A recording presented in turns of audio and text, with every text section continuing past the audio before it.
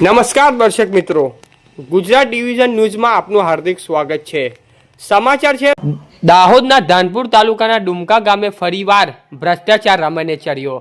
ડુમકા સ્થાનિક ધાનપુર તાલુકાના ડુમકા ગામમાં વિકાસના નામે ફરી એકવાર ભ્રષ્ટાચાર સામે આવ્યો હોવાનું ચર્ચાઈ રહ્યું છે। વર્ષોથી અસ્તિત્વમાં રહેલા જૂના ચેકડેમને માત્ર રિપેરિંગ કરી તેને નવું ચેકડેમ દર્શાવી કામગીરી કરવામાં આવી રહી હોવાનો ગંભીર આક્ષેપો ઉઠ્યા છે।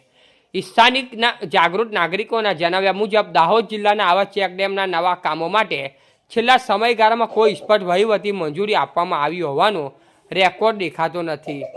તેમ છતાં ડુમકા ગામમાં આ પ્રકારનું કામ કેવી રીતે શરૂ થયું તે અંગે અનેક સવાલો ઊભા થયા છે।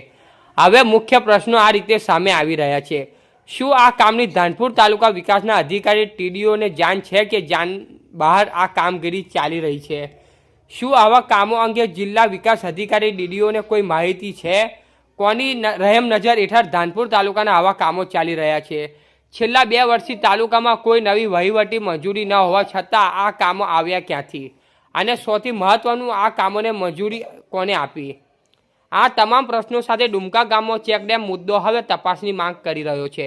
જો તાત્કાલિક રીતે તટસ્થ તપાસ નહીં કરવામાં આવે તો આવનારા દિવસોમાં ગ્રામજનો અને જાગૃત નાગરિકો દ્વારા ઉગ્ર વિરોધ અને ઉચ્ચ કક્ષાએ રજૂઆત થવાની શક્યતા પણ વ્યક્ત કરવામાં આવી છે। રિપોર્ટર વાદી બરવતસિંહ લીમખેડા, દાહોદ।